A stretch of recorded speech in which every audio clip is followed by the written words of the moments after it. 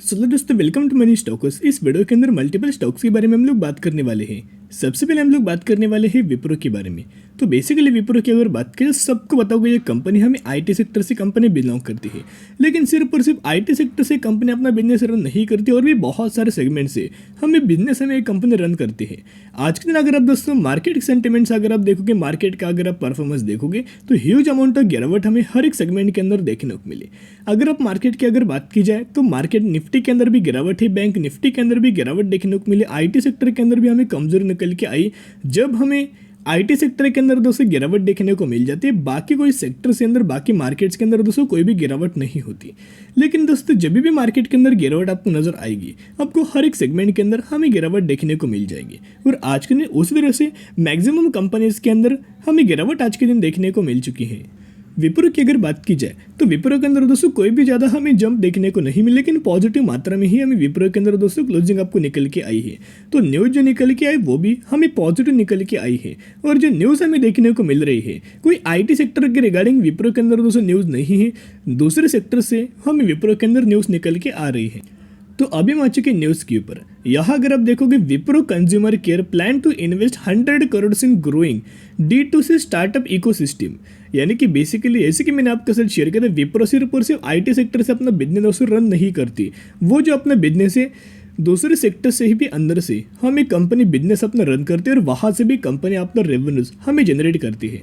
तो जो न्यूज़ हमें जो देखने के लिए, विप्रो 100 करोड़ इन्वेस्ट करने वाला है D2C स्टार्टअप इकोसिस्टम के अंदर। तो अभी ये D2C स्टार्टअप क्या है बेसिकली देखिएगा। Wipro consumer care and lightning is looking to invest 100 crore in direct to consumer startup specially in the food business in 2023। तो 2023 में यहाँ डायरेक्ट टू कंज्यूमर जो भी लोगों के स्टार्टअप होंगे उनके अंदर विप्रो 100 करोड़ का दोस्तों इन्वेस्ट करने वाला है। यानी कि बेसिकली जो स्टार्टर्स के अंदर पोटेंशियल हो, जो स्टार्टर्स के अंदर हमें जंप देखने को मिले, या फिर जो बिजनेसेस के अंदर पावर हो, उस बिजनेस के अंदर हमें स्पेशली विप्रो दोस्तों इन्वेस्ट करने वाला है।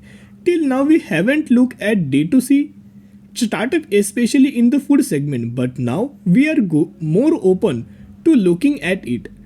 We are seeing more exciting startup in this space and we are considering investing in them. तो बेसिकली जो कंपनी के चीफ एग्जीक्यूटिव ऑफिसर है उनकी तरफ से ही हमें स्टेटमेंट निकल के आ रहे हैं। जैसे कि मैंने आपके साथ शेयर किया था, लॉकडाउन के बाद से हमें फूड सेगमेंट के अंदर या फिर FMCG सेगमेंट के अंदर ह्यूज अमाउंट ऑफ हमें जंप निकल के आई है, और टेक्सटाइल सेगमेंट के अंदर हमें जो डिमांड है लगातार घटते हुए आपको निकल के आई है।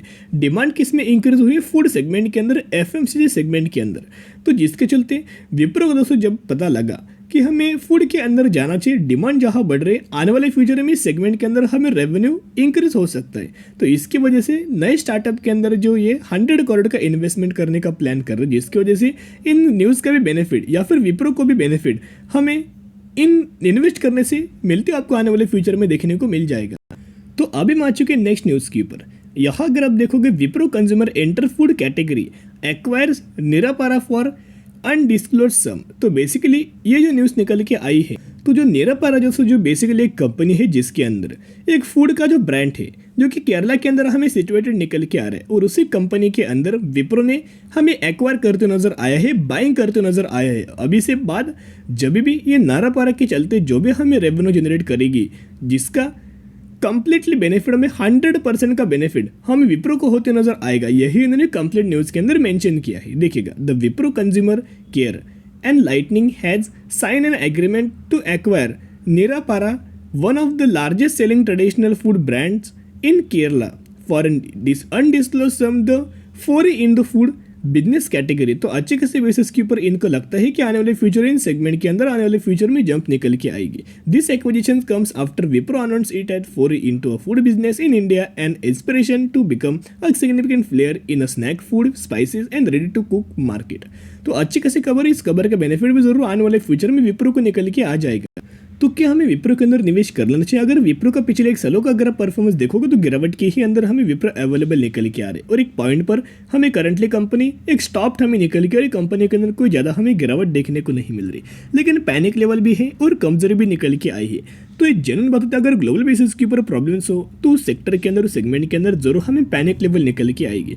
लेकिन मैं इतना ही आपके साथ शेयर करना चाहूँगा, जिन भी लोगों के पास हायर पेशेंस है वो आने वाले फ्यूचर में अगर आप दोस्तों लंबे समय के लिए होल्ड करना चाहते हो तो ही विप्रो के अंदर एंट्री करना, यही मैं आपके साथ कहना चाहूँगा। जो भी लोग फ्रेश बाइंग करना चाहते हो आपके लिए टाइम लगना चाहिए, या फिर दोस्तों आपको टाइम से इन्वेस्ट कर लेना चाहिए। बहुत ज़्यादा टाइम लगने वाला है कि आपको आने वाले फ्यूचर में रिटर्न मिले।